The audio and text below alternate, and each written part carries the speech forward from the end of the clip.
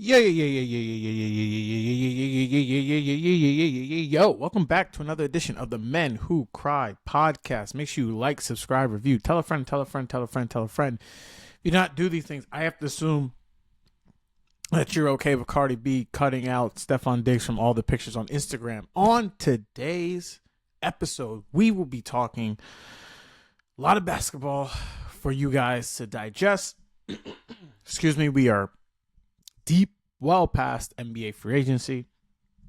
Talk about some moves I liked, some moves I didn't like, and go on from there. But what we have to start with is the number one topic apparently on everyone's mind was who will be your Knicks head coach.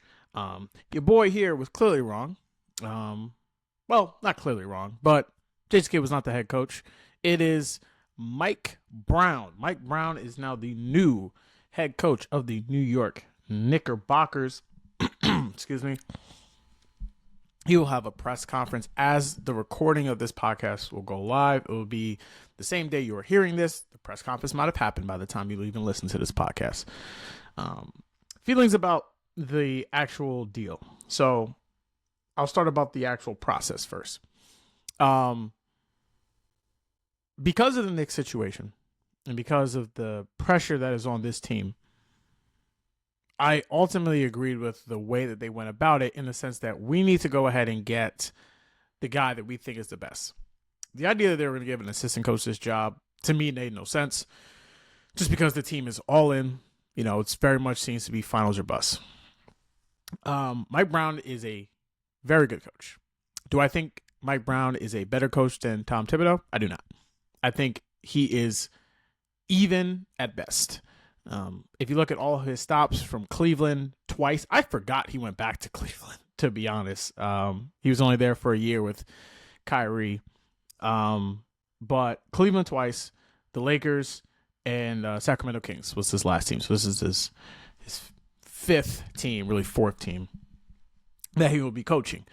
And a very good coach. I mean, he's known as a defensive coach, but as you've seen his evolution throughout his career, he seemed to be a very good offensive coach. And I think a large part of the reason why he was hired was A, the experience, B, how he handles the media, and lastly, the fact that he had the number one offense in the NBA just 2 seasons ago with the Sacramento Kings.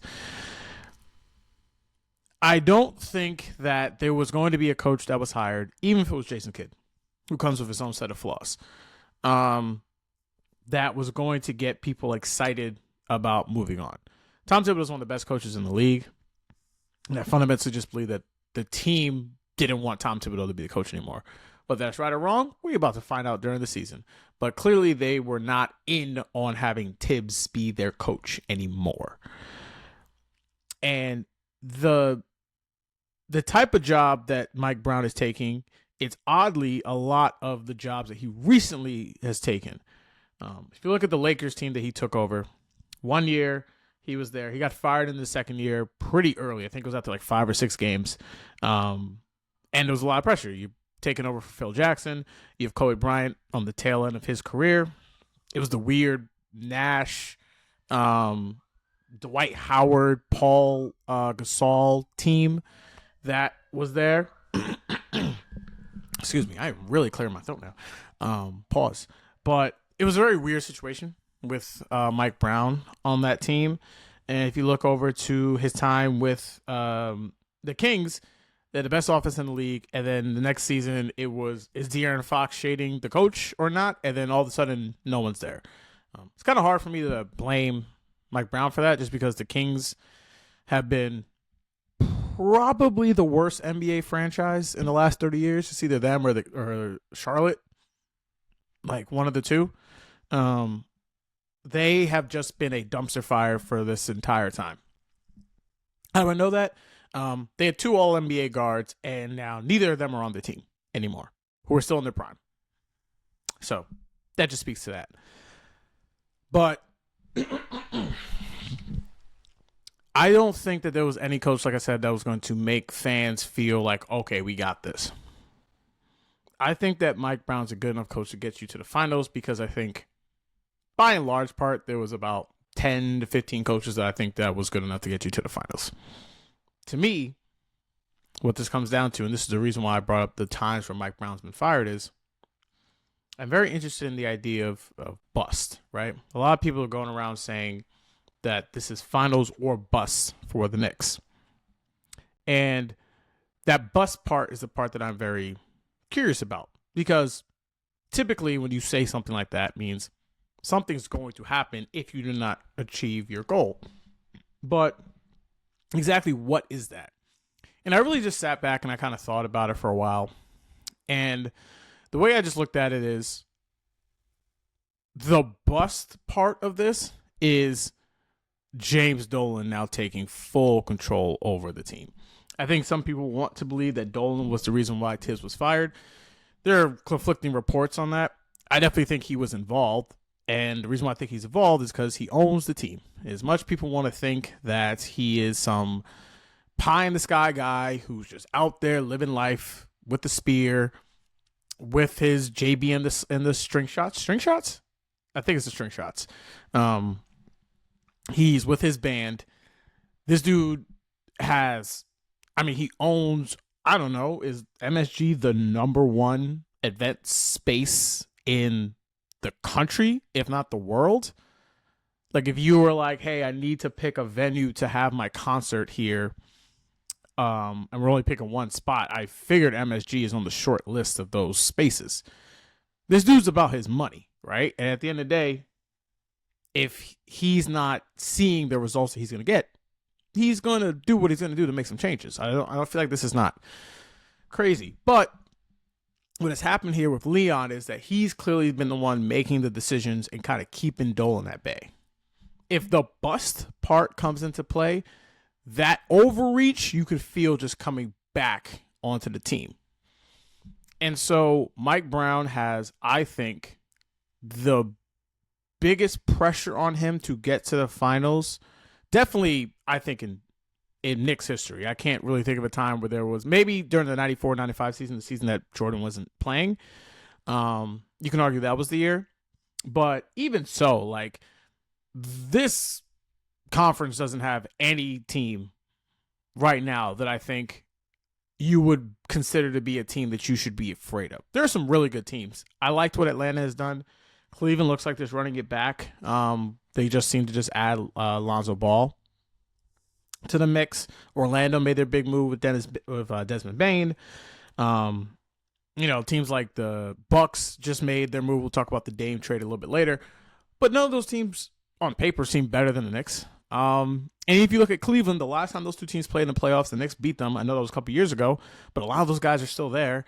And secondly, Cleveland just lost in the second round again last season. They have yet to, with Donovan Mitchell, make it to round 3 in the 3 years he's been on the team, going into year 4. So there's really no excuse for them not to get there. But as I talked about, as Mike Brown put himself in this situation, is there's a world where he is fired at the end of the year. Shit, there's a world where Mike Brown is fired at the All-Star break if this does not get going well.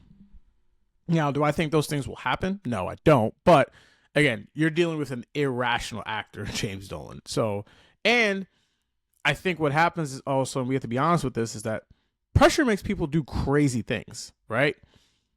It is still, I think, a TBD on if it was a right decision to get rid of Tibbs or not. As much as people want to complain about whatever they want to complain about, the result was they got further than they have been this century, bar none. And they were maybe a game 1 collapse away from being in a game 7 at home at MSG, right? With a chance to go to the finals. This team has their work cut out for them, because this is the first time, again, since 94, where I really think that I was 2, but that they can actually say that we are the best team in the conference and we need to get to the NBA Finals.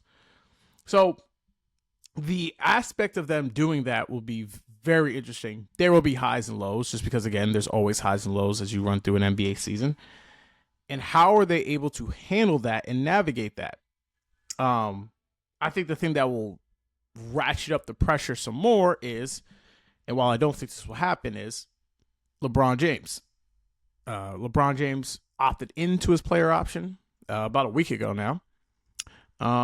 And he has no more years left on his deal. It doesn't seem like the Lakers and him are going to agree to an extension in any kind of way. So the door is kind of semi-open for LeBron to be traded.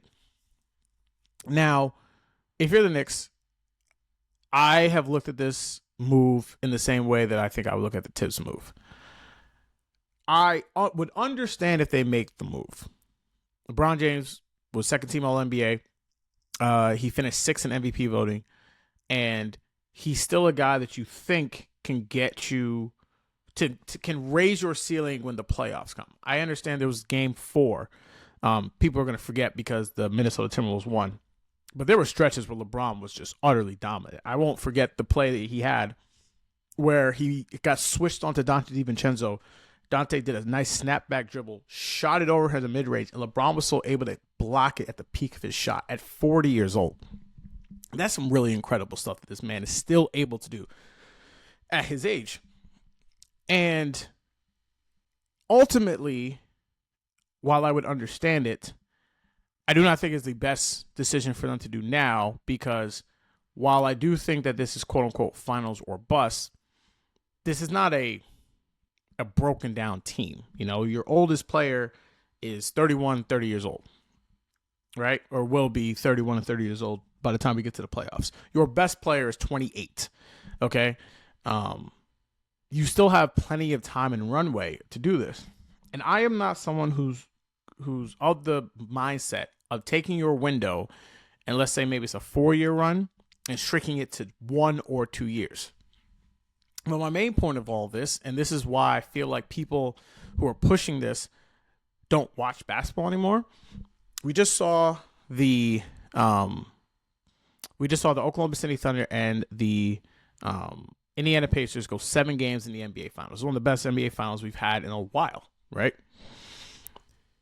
It was the first NBA Finals to go 7 games in 9 seasons, right?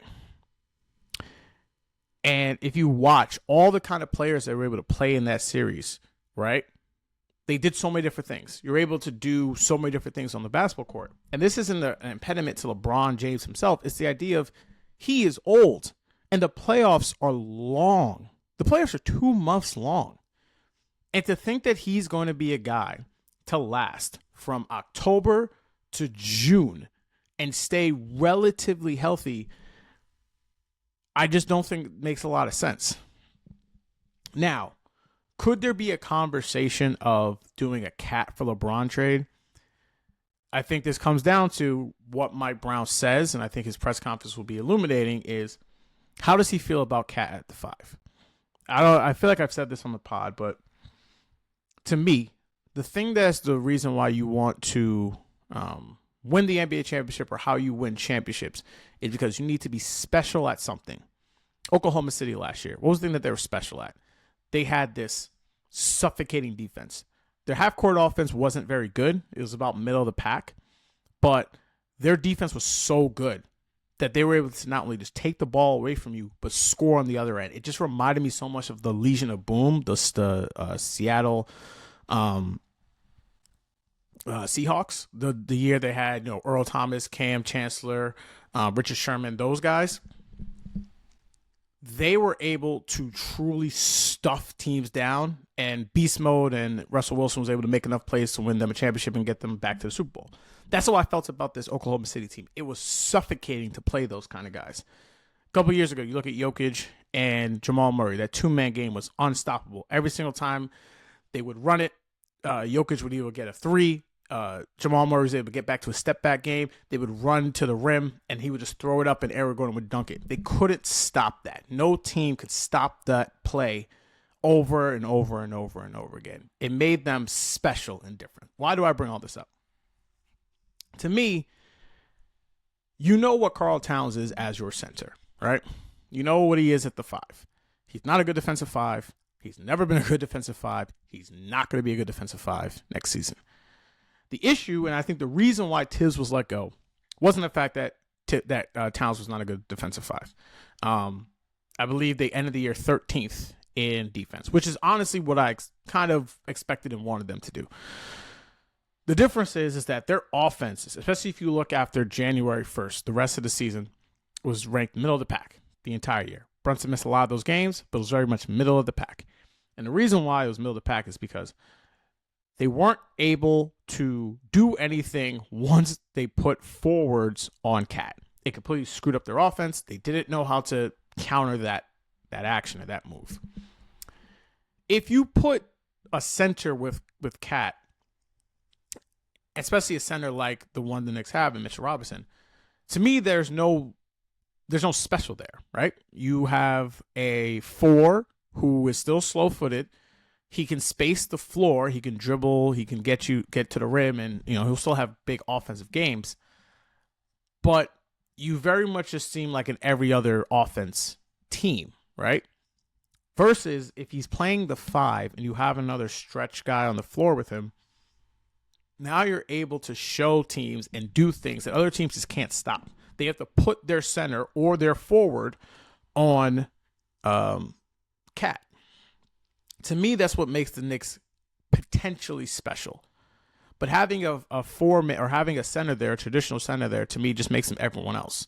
So if Mike Brown, Leon Rose in the front office just goes, we have 100 games-ish, maybe 90-plus games of Karl Towns playing the 5 for us. And ultimately, we just think that this is untenable. He can't do it. We need to have a center next to him. Then just trade him for LeBron. Because LeBron James will be able to make more defensive plays. I don't not necessarily think LeBron is that much of a better defender than Cat, but he can have the ability to make impact defensive plays. I know LeBron's going to be where he's supposed to be, unlike Cat. They'll both still get beat off the dribble, but you have someone like Mitchell Robinson there, and LeBron is such a smart IQ basketball player. He'll be able to help someone like Jalen Brunson get more shots, especially from 3. But if you're like, no, we can play Cat at the 5. We want him to be our center. We're going to do stuff around him to make sure that he's there. Then don't trade him. Because ultimately, I rather go with the idea of the potential of being special than just being average. And so we will see. LeBron coming to New York would be a very fascinating season in a year that they have to win the Eastern Conference. Would be just a hilarious kind of beat to get done. But we will see how that part of this plays out. But Mike Brown, new head coach of the New York Knicks. Actually, it was surprisingly, I believe in my lifetime, Mike Brown was the 5th black head coach, because it was Herb Williams, David Fizdale, Derek Fisher. I believe those 3 guys. Actually 4, yeah. And then Mike Brown. Yeah, just 4 black head coaches in my time. So since 92 to now, which is an incredible accomplishment to, I guess, the Knicks in a way. But yeah, shout out to Mike Brown. Next coach of your New York Knickerbockers. All right, we're going to slide over to some other NBA topics that I wanted to touch on. First was just Milwaukee / Indiana. The Pacers let Miles Turner walk to the Bucks. The Bucks were able to get Miles Turner because they cut, essentially, or waive and stretched Damian Lillard. Damian Lillard will now be on the Bucks cap sheet for the next 5 seasons at about $22.5 million per season. I think that this is probably one of the dumbest moves I've seen a franchise make, who is clearly desperate to keep their superstar. And now that there are reports now that Bradley Beal will be bought out, and I think the Bucks are going to try and do everything they can to get him. While I think Bradley Beal is still a very good player, do I think the Bucks are a Bradley Beal away from winning the conference? I do not. Basically because he's not a point guard. But the point is that they're clearly desperate to do whatever they can to keep him. That is Giannis. I just think overall now what we're seeing, and this is kind of like my 10,000-foot view of this, and someone made a good point and I would love to credit them. I forgot who it was. Someone on Threads made a point of like, the guy who owns the Bucks now is Jimmy Haslam. That name sounds familiar to you. Jimmy Haslam owns the Cleveland Browns. The reason why this is important or this is relevant now is because Jimmy Haslam just received a $600 million tax check to build a new stadium for Cleveland coming up. Don't know when the stadium will be ready. Figured it'd probably take the next 2-3 years, but he's got a lot of taxpayer money paying for that.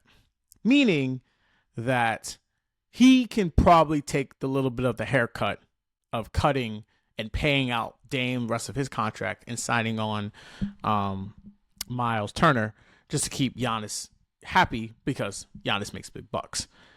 So it kind of shows the level of how money can definitely influence a lot of things, especially public money, because for whatever reason, the people still have to pay for billionaire stadiums. And it's just something that's going to, I personally think, haunt the Bucks for a long time. Not just because I don't see them being any better than fifth in the East. I think there's a nice solid middle of the Eastern Conference right now. I do not think they are better than any of the top two teams in the league, and the Knicks and the Cavs. And I just think they're just delaying the inevitable. And the inevitable being is that they're some point going to trade Giannis. Now, the flip side of this is, as while they did have Kareem Abdul-Jabbar, who might be the third greatest player of all time, you are not going to get a player like Giannis again while you have the job. And I understand that you do not want to be the GM or the whatever owner who sends out the greatest or second greatest player of the franchise's history, right? That's going to be a tough pill to swallow, and it's hard. However, if this is a business and this is understanding what's happening, that cutting Dame is going to be something that's going to be stuck on your books for a while, unless this is where the Bradley Beal part comes in. If Bradley Beal goes back to playing like an all-star caliber player, because he'll be bought out and he won't cost anything, right? You'll sign him for the minimum or whatever, right? It'll be a very low-costing deal. And if you look at it and it says, okay, we are essentially just paying Bradley Beal $22 million to play for us, in a sense, while he's making, like $5 million, if that, then you could look at it and be like, okay, we are, we have a guy that can make an all-star team or be an all-star caliber player playing for us, even though we had to cut our other all-star caliber player to get to the place that we want to go. So I'm very interested in how the rest of this shakes out. If Beal is on the horizon, I think it's a little bit better. I just don't think necessarily Bradley Beal is that kind of player anymore. Now, maybe he is. Giannis is a great player. High tides raise all boats. Maybe we see Bradley Beal in a different role, but I am not 100% concerned that certain that this is going to pay dividends. Side note, also, a little note for Dame in himself. This is kind of the funny thing about like staying loyal, staying to your team. Everyone was telling this guy to leave, to get out and go to a contender. And he went to a contender and it didn't go the way he wanted to. And this is something that LeBron kind of talks about on his Mind the Game podcast about ring culture, which I always find funny. Anytime LeBron wants to come to the GOAT, the discussion wants to get flipped into now, that's a team accomplishment. No, it's not. That's a player accomplishment. But the difference is of us still being able to respect a guy who put in so many years for a good organization. They won a lot of games. They won a lot in the playoffs, but they never really got over the hump, per se, of him just staying there and just being like, this is where I want to be. And this is kind of the team I want to stay with, and I don't want to leave. The Devin Booker of it, right? And I think that we don't necessarily love like hometown guys, if that makes sense, right? Obviously, everyone wants to look at the Kobe model, but Kobe won 5 championships. If Kobe won 5 championships but bounced around the league and like went to different teams, but was the best player on those teams, I still think people would have just looked at him as like, wow, this is just such a great player. It's the loyalty aspect is kind of squeezed into it because he was able to win 5 championships. I do think it's something good and something, there's something different about a player saying, this is my home, this is where I'm at, I've helped make this organization millions and millions of dollars. They've repaid me in the money that I've played. I've raised my family here, wherever it might be.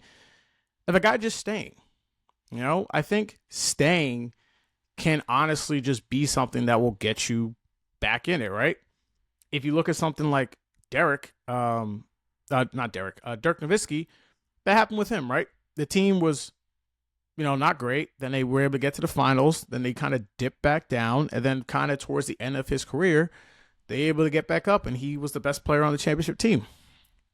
And I think a lot of people look at that Dirk championship of a guy of a career kind of championship, right? It took him forever to get that ring, but once he was able to get it, he was respected amongst the elites, right? And Dirk's considered one of the best players of all time. And having that mindset, I think, is actually very, it's very respectable from someone like Devin Booker, who's still very young.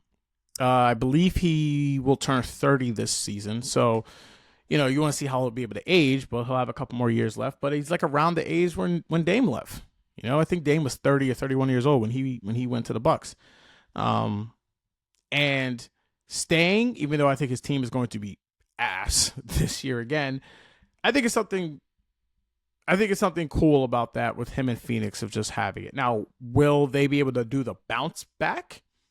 Probably not. I can't see in the next couple seasons that they're able to do anything to help Devin Booker win. But ultimately, there is something, like I said, of just being the guy for a city for a decade plus and giving them something to look forward to every single night and knowing that you have one of the best 25 players in the NBA.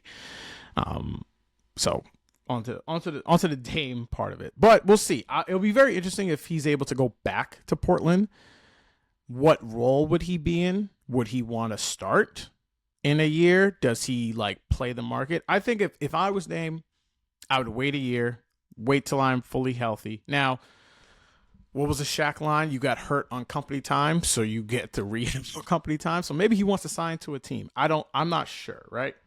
But I definitely think it's a worthy signing if you're a team like the Clippers, who don't really have you have James Harden, but you can play Dame and James Harden together for times. Would you put him on the Warriors? Would you want to back up Steph? I always feel like that relationship's kind of not icy, but it's the Michael Jordan to the Isaiah Thomas thing, right? He kind of took his city in a sense, right? Dame's from Oakland. He's born and raised, reps Oakland to the fullest. But if I ask some kid on the street, who do you like more?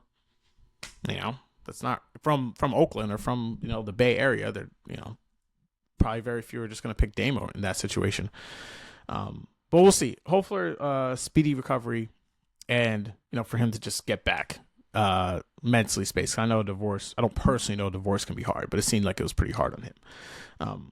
Next up is the Lakers signing DeAndre Ayton to a contract, which it's very hard for me to sit up here and say that a professional athlete is a loser. I do not say things on this pod personally. One of my main rules is I'm never going to say anything on this podcast that I would never say to a player's face, right? If I saw DeAndre Ayton, I would have to crack my neck to look up to this guy.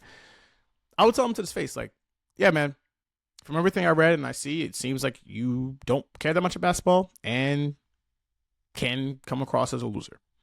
I would say that.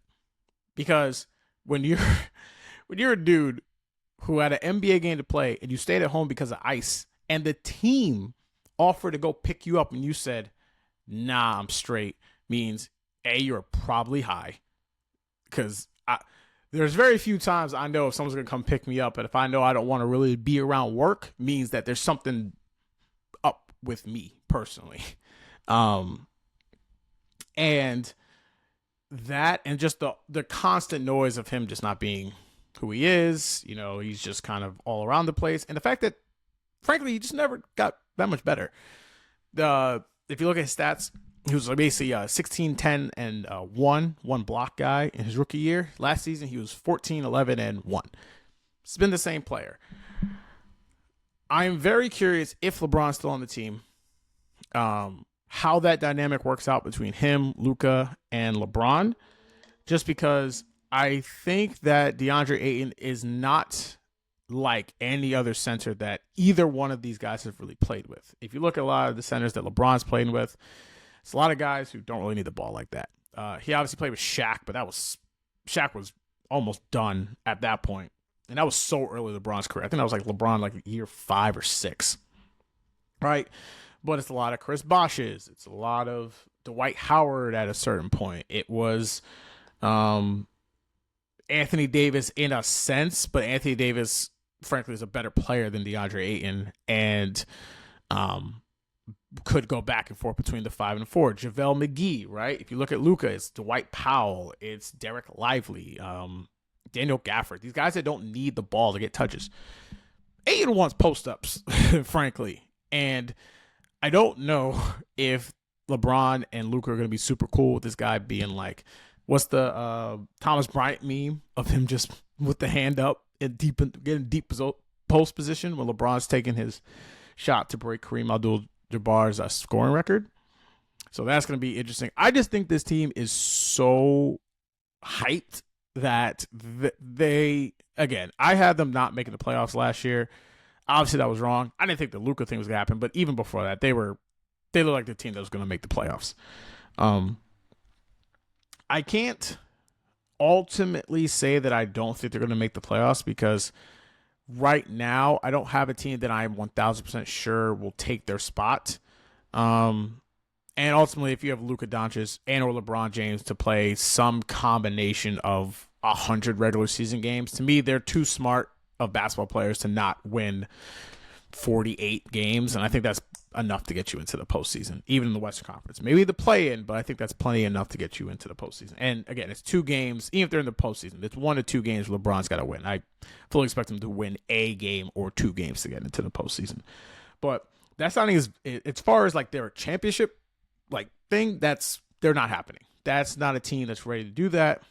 And which is why I think the Lakers are like, we're not in the LeBron James business anymore. They've kind of showed you all the signs of that. And basically this LeBron maybe trade, maybe not trade, I think can happen at some point. But I just think that it's going to be such a mess personally with all 3 of those guys on their team. And essentially JJ Redick might fucking kill DeAndre Ayton while he's out there on the floor, just because DeAndre Ayton does things that make coaches go bald or go gray, which praying for you, JJ. That black slick hair looks nice, but I don't want to see them gray streaks come through just because of this season. The last thing we want to touch on, and I hope people give me some time on this. This will be the thing I want to clip out for the socials. I think that we are in almost a point of no return space sometimes when it comes to the things that people say. You know, I think people are more interested in getting hits on a spot than having a conversation about things. And I think a lot of times it comes back to where you say something and you aren't willing to either go back to it or adjust your viewpoint.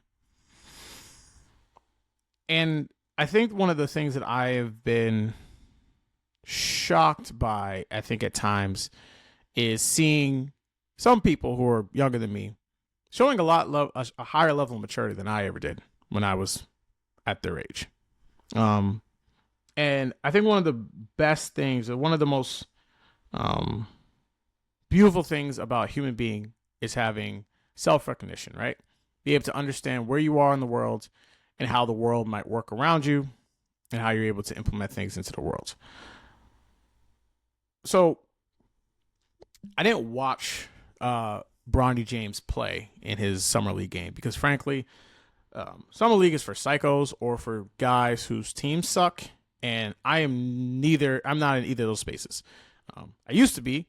Raise your hand. 3 years ago, I went to watch a Knicks Portland Trailblazers Summer League Championship game.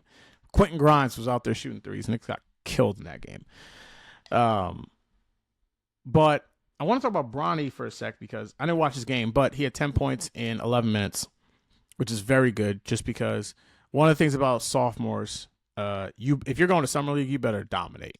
And I don't have to really look at a lot more stats to see if you have 10 points, 11 minutes, you were doing something pretty well.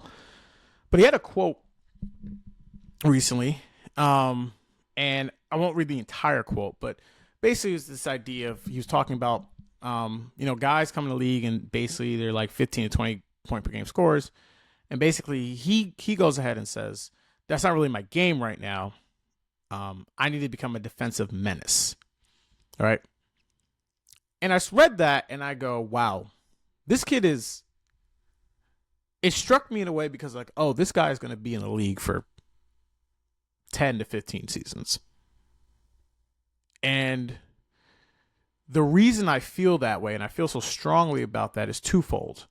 One is, shout out to Bronny James and Tom Havashow. They had this conversation a few weeks ago, and they broke down the amount of second generation NBA players that are in the league, right?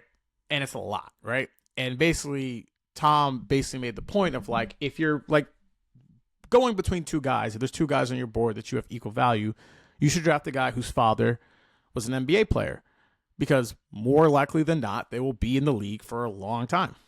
And I don't have to go through every single player whose dad was in the league, but the league is full of second generation NBA players.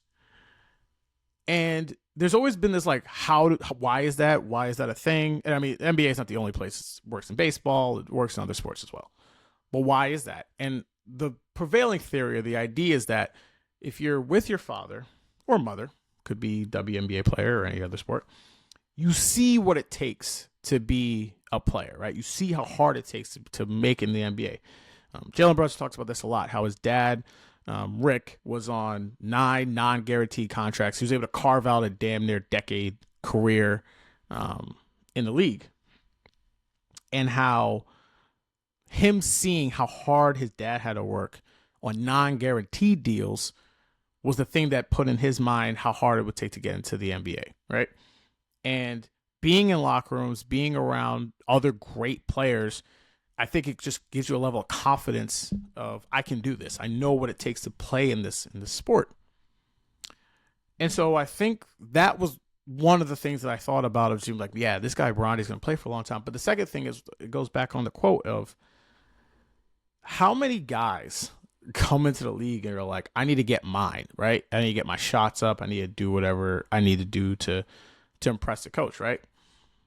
But for Bronny to even say something like that, I think shows a level of maturity that I don't think even gets credit for, of being a guy who's like, I know what I need to do to play in this league, right? He's clearly not trying to be his dad. That's impossible, basically. He's not there trying to be something he's not. He's trying to be him. And I think I've seen his growth in a way to where I think that's something very, very commendable, right? I think a lot of people took a lot of shots at him, frankly, mostly because of his name. But I'll still stand up here and say that I didn't think he was worthy enough to be drafted. I said that in the beginning, and ultimately that doesn't matter at this point. He's in the league, right? It's about what you do once you get your foot in the door. Your dad can't go out there and make them jump shots. Your dad can't go out there and get them stops. Your dad can't go out there and run back on defense. That stuff's on you. And the fact that he's already got that mentality in that space and not put himself to be that kind of guy, or like, I'm not trying to show that, I need to show you guys this, I think it's something that's truly special. And just made me more impressed with him after seeing that and seeing how the rest of his career goes and how his season goes for this season. But that is all the time we have today on the Men Who Cry podcast. Like I said, like, subscribe, review, tell a friend, tell a friend, tell a friend. And I'll be back to talk to you guys later this week with another special guest. All right, you guys. Have a good rest of your day.